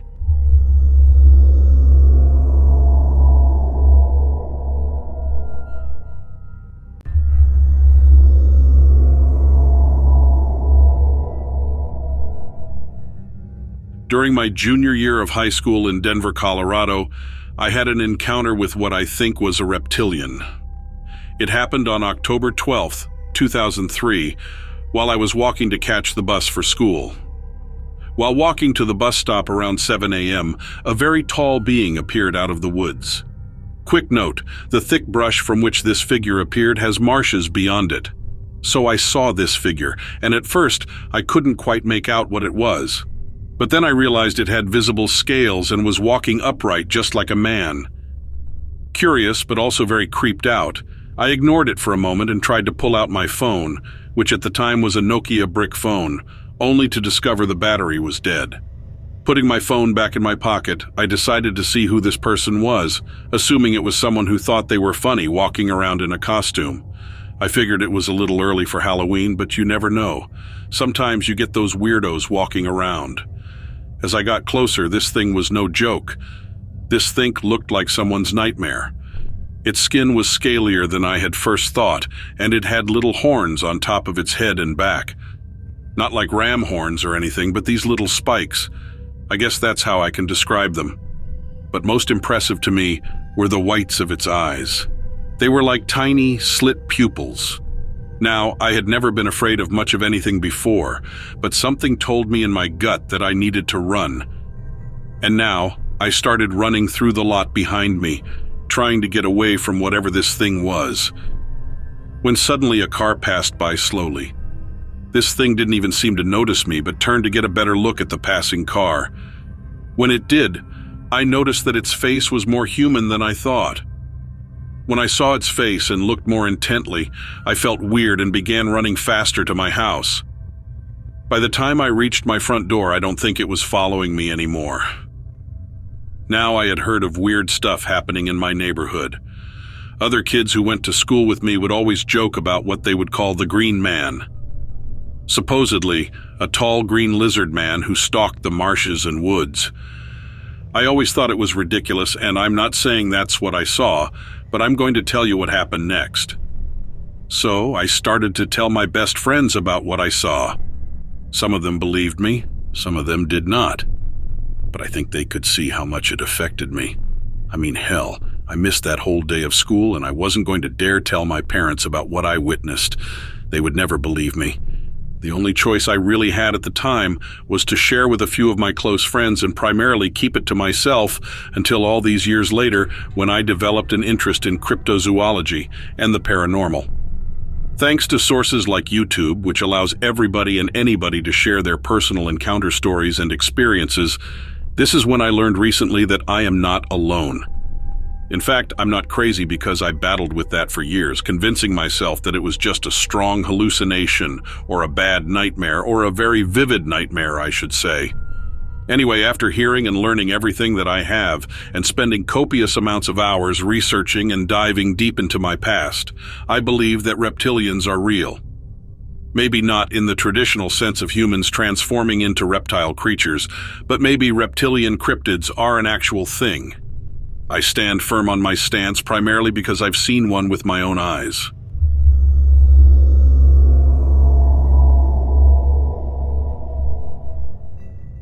Anyone who lives in New Jersey knows we've got enough problems other than to worry about whether ghosts from our state's past are real or not. Hauntings, witches, I think we even have Bigfoot sightings. I don't know. Like I said, we've got enough problems. What I do know, I'll tell you, is the Pine Barrens. The pretty side of South Jersey might as well be another planet. Trees, bogs, eagles, and black bears. Yeah, the black bears have been showing back up. It ain't Newark, that's for sure. It's beautiful. It's a part of nature that most people don't think touches Jersey anymore. I like the Pine Barrens for that reason. That's also the reason I travel down once per season to the little town of Hamilton, blueberry capital of the world, or so the sign says. I believe it. Blueberries are the state fruit. That's another detail most people from the north side might stumble over. Not down in Hamilton. It might have something to do with the 50 million blueberries that come out of New Jersey each year, but down in Hamilton, people are in touch with that beautiful side of nature. So each year I take a trip, volunteer with the blueberry harvest, and find as many excuses as I can to explore the bogs and backwoods of the area. I find little souvenirs, usually rocks, and take them home as part of my collection. When I'm in a funk, maybe feeling the wear and tear of city life, I look over my collection and reminisce over the blueberry season. It helps maybe half the time. Scotch helps with the other half. This season, my souvenir means something a little different. Looking at the flat, oval-shaped rock with the porous red surface reminds me of what I escaped. It reminds me that, as well as I know the Pine Barrens, maybe I don't want the barrens to know me. There were still blue stains on my fingertips when I entered the woods. I helped with the harvest that morning and had worked up a yearning for exploration. I was getting my fix as the trees grew dense enough to block out the buildings behind me. My eyes were already scouring the earth for a trinket that I could claim as my own. Most of the rocks in that area were exceedingly common. If I grabbed one of them, it would be hard to distinguish this trip from any other. I kept walking, deeper and deeper. I'd made the journey many times before. I still don't believe that I traveled too far into those woods. The ground around me still showed signs of being trampled by the other guests of Hamilton. I think maybe the thing that I saw wandered too close to town. I cursed under my breath when I first caught a glimpse of the animal and dropped down to one knee. It was a buck, or so I thought. I only saw its snout and rack creeping out from behind a mound of mud and brush. When it kept walking, the air hitched in my throat. Broad shoulders followed the head of the buck, broad enough that I could have mistaken the animal for a horse. Those shoulders, however, were covered in scales. I thought perhaps the animal I was looking at was diseased. I half crawled backward to give it a little more space. Then I saw the wings. Folded down the center of its back was a pair of massive bat-like wings. Leathery webbing, scaled and rigid arms. Was it a new species? The thing stood upright, hunched over and balancing on its hooved hind legs. Its anatomy was hard to comprehend at the moment. Even now, it feels like I'm imagining pieces of different animals that I've mistakenly assembled onto the same body. I wanted to vomit. I don't know whether it was the shock permeating through my body or the proximity to the creature itself, but all I could smell was sulfur.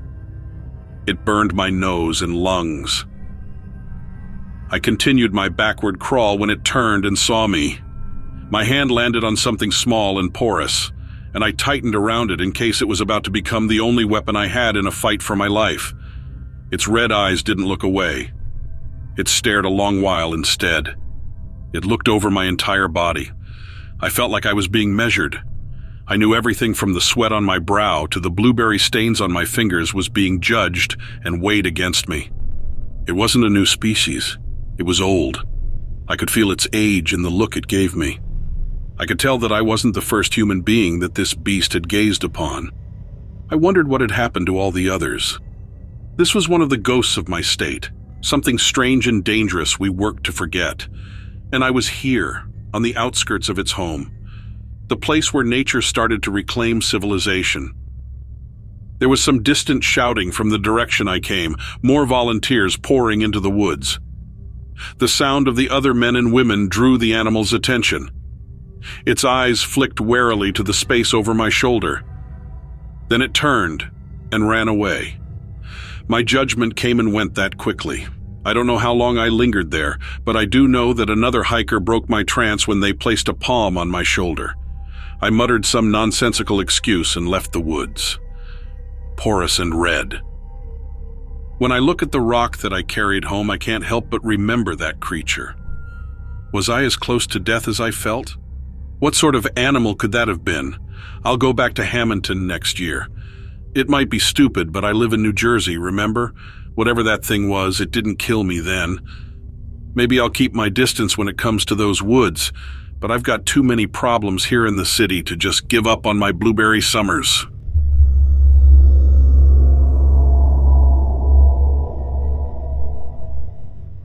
A few years back, I was working as a forestry technician in West Virginia. My days were spent in the woods, monitoring tree health and whatnot. One evening in the fall, I was wrapping up some field work. As I was heading back to my truck, this eerie, high-pitched sound filled the air. It wasn't like anything I'd heard before. Curiosity tugging at me, I followed the sound until I reached a clearing. That's when I saw it. This thing was perched on a tree branch. It had a humanoid shape but was covered in dark, leathery skin. The wings, man, they were huge, like something out of a horror movie. And its eyes, they were red and seemed to glow. We stared at each other, and I felt like I couldn't move. Then in a whoosh, it spread its wings and shot up into the sky. The force of it nearly knocked me over. I hightailed it back to my truck, my heart pounding like a drum. The next day at work, I decided to report what I saw to my supervisor. I trusted him. He was a no-nonsense kind of guy. I told him the whole story, expecting him to take me seriously, but instead, he laughed. He said it was probably a big owl or a hawk, and my mind was playing tricks on me in the dim light. I insisted on what I saw, but he waved me off, telling me to lay off the scary movies. I couldn't let it go. Over the next few weeks, I asked around discreetly to see if any other forestry workers had seen anything similar. Most hadn't, but old Bill, a guy who'd been working there for decades, told me in hushed tones that he'd seen something similar years ago. He never reported it, said no one would believe him. I felt frustrated and isolated. I knew what I saw, but it felt like no one wanted to hear it. I started to dread going into the woods, always feeling like something was watching me. One evening, a couple of weeks after the incident, I was at the local diner trying to unwind with a cup of coffee.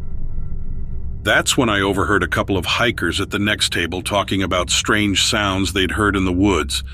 My ears perked up, and I couldn't help but approach them. I introduced myself and cautiously shared my story.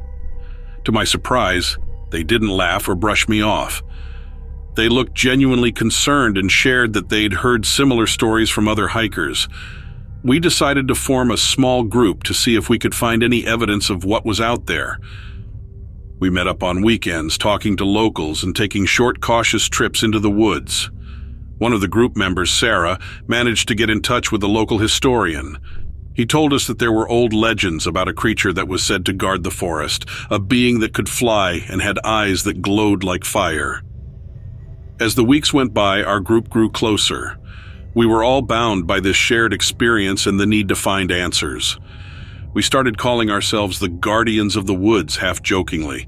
One night, as we were camping near the clearing where I first saw the creature, we heard the high-pitched sound again. My heart raced as we all grabbed our flashlights and cameras. We didn't see the creature that night, but we found something, a feather. But it was unlike any bird feather I'd ever seen. It was large, black, and had an iridescent sheen that shimmered under the light. We decided to send it to a local university for analysis. Weeks later, we got a response that it didn't match any known bird species. Though we never saw the creature again, that feather was proof enough for me that something unexplained was out there. I eventually moved away, but I kept in touch with the group. We all went on with our lives, but that experience changed us. It opened our eyes to the mysteries that surround us. I don't know if I'll ever find out what that creature was, but I've made peace with that.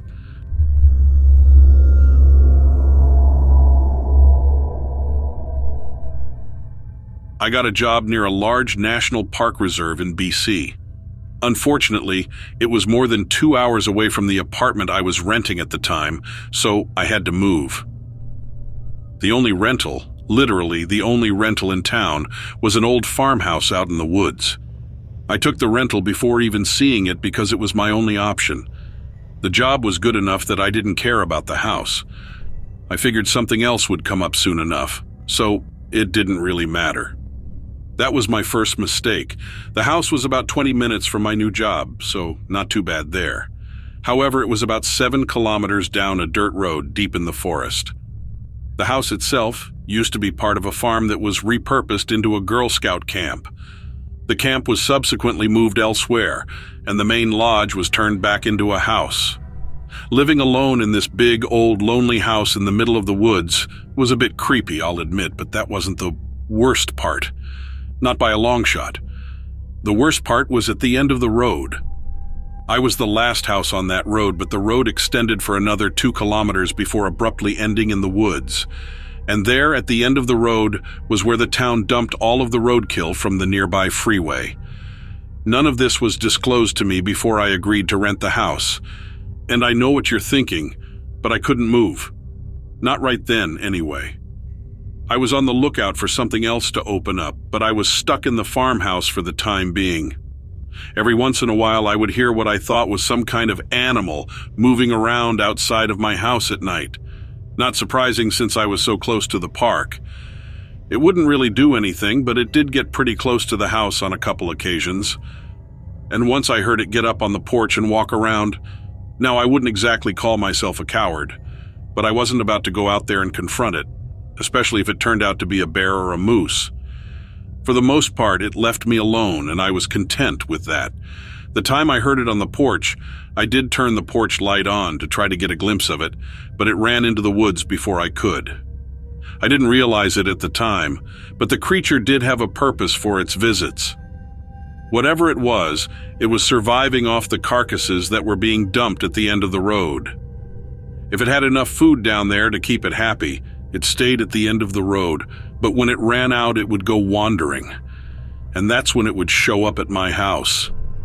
I called the local authorities and told them about the animal, and that I thought it might be dangerous. Essentially, they told me there was nothing they could do at that point. If it became a problem on my property, they would come out and destroy it, but since I hadn't even seen the animal at that point, they weren't going to do anything about it, so I stayed inside at night and tried to ignore it. I started documenting everything. I would drive down to the end of the road and record how much food the creature had that day. Without fail, when it ran low on food, it would show up around my house. This is when I started getting scared. I knew it was hungry, and whatever it was, it probably saw me as food, and I didn't know how far this thing was willing to go to get a meal. It was about a month after that when I heard of the bear attacks in the park. A couple of people got mauled, and several more had their cars, campers, and tents all destroyed by some rogue bear. I knew immediately that this was the animal that lived at the end of my road. The attacks all happened on nights where this thing didn't have enough food. I called the Park Service and told them of my theory, but instead of tracking down and destroying the bear, they just started feeding it more. But they couldn't keep up with it. There weren't enough casualties on the freeway to keep this thing fed, and its behavior started escalating. Instead of walking around the outside of my house, it started scratching at the doors and windows. One night I was afraid it was going to break down the wall and get in. I ended up calling the police. They came out and cleared the area. The officer told me that they were dealing with the situation the best they could, but it was going to take time and that I should just stay inside, away from the doors and windows until they could put the bear down.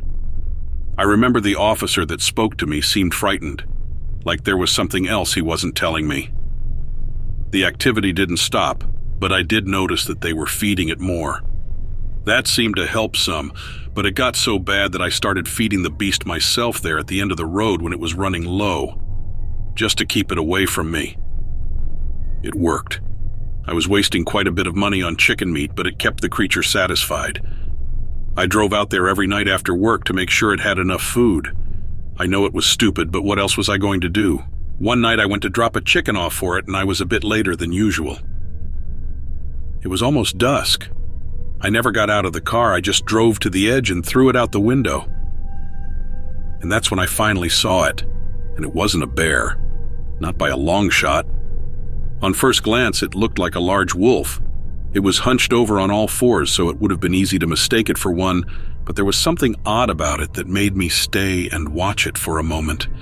I kept my car running so I could drive away in a second if I needed to. I remember its eyes.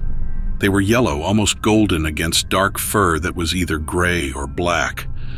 I couldn't quite tell. It was waiting for me, watching me from between the trees. I threw the chicken out the window, but the creature didn't approach. It was waiting for me to drive away. I waited there for a couple of minutes, but the animal wasn't going to come out of the woods with me there. So I started driving off back down the road. I saw it in the rearview mirror. The creature stood up on two legs, just like a man, and walked out of the woods to grab the chicken.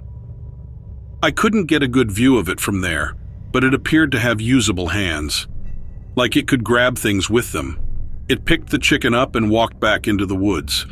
That's when I realized everything that was going on, why that officer was so afraid, why the park wouldn't do anything about this creature, and why this was the only rental available in the town. They were feeding it out here to keep it away from the national park. This was all on purpose. As long as it had a steady food source, it left everyone alone. When it ran out of food and would go searching in the park, they called it a bear attack. I lived in the house for another 6 months before I found a decent place to move, and I made sure this thing never ran out of food while I was there. I don't know what happened after I moved out, but I did make a stop down to the park and asked to talk to the rangers.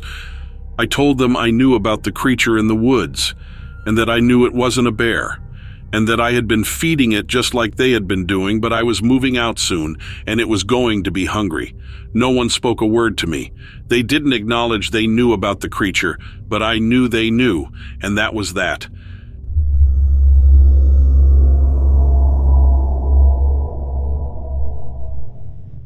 My grandfather, Jedediah, was a park ranger at Yosemite National Park during the 1930s.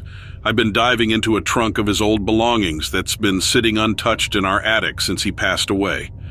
It's a veritable treasure trove of letters, photographs, and notes, all weaving together a tapestry of his incredible life amidst nature's grandeur. Most fascinating among these artifacts is a letter he wrote to his sister Mildred in 1934. In it, he recounts an encounter with what can only be described as a Sasquatch. Reading his words, I can almost smell the pungent stench of the creature he describes, feel the raw, primal fear and awe that seemed to have enveloped him. His detailed account of this encounter, complete with a description of a skull of monstrous proportions, has left me baffled and, I must admit, somewhat shaken. The real kicker is an old photograph I found, tucked between pages of a worn leather journal. It's a picture of my grandfather standing next to an enormous skull. The enormity of it is astonishing. There's a look in my grandfather's eyes in that picture, a blend of terror and fascination that aligns so powerfully with the words he penned in his letter. Now here is his grandfather's letter to his sister, Mildred. June 14th, 1934. Dearest Mildred, I trust this letter finds you in good spirits. My time here in the spectacular landscape of Yosemite National Park has been filled with a blend of raw beauty and haunting wilderness that words can scarcely do justice to.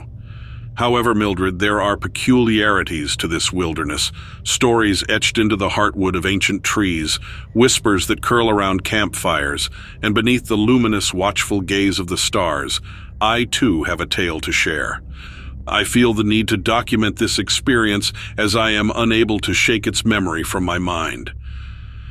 The 6th of this month, a day like any other, was marked by an unexpected discovery. My day started under the radiant Californian sun, casting the splendor of Half Dome in sharp relief against the azure sky. Routine patrol took me through the winding paths around Mariposa Grove, where the giant sequoias stand as sentinels of the ages. In a clearing surrounded by these ancient titans, I was assailed by a wretched odor, an unholy melange of damp, rotting leaves and rancid meat. It hung heavily in the cool afternoon air, both familiar yet repulsive. The wilderness, for all its beauty, has its share of unsightly secrets. But the source of this particular secret was yet to reveal itself. In the heart of the clearing lay a monstrous skull, the likes of which I'd never seen. It was as if the ground had sprouted a monstrous parody of a man's head, broad and heavy, its form distorted and uncannily large, resting amidst a sea of rustling ferns. As I was absorbing this ghastly sight, there was a sudden crackling of underbrush, a shift in the shadows between the trees. And then there it was, an abomination, a grotesque mingling of man and beast. It towered over me a full 8 feet, covered in a patchwork of shaggy fur and leathery skin, its eyes glinting with an almost human intelligence. The creature seemed to embody the wilderness itself, wild, free, and indomitable. As terrified as I was, I couldn't help but marvel at this testament to nature's hidden wonders. Our exchange was fleeting. The creature retreated, melting back into the woodland as quickly as it had appeared. Yet, the impact of that encounter lingers, a palpable ripple in the otherwise serene fabric of my park ranger life. In these pages, I entrust you with my experience, dear sister. I find it best to have a record, a testament to the profound and unexplainable occurrences that nature occasionally discloses to her lone wanderers. Enclosed is a photograph of myself beside the unearthed skull, a testament to the enormity of what I've witnessed. I look forward to the day when we can speak of these occurrences in person. Until then, I remain as ever your affectionate brother.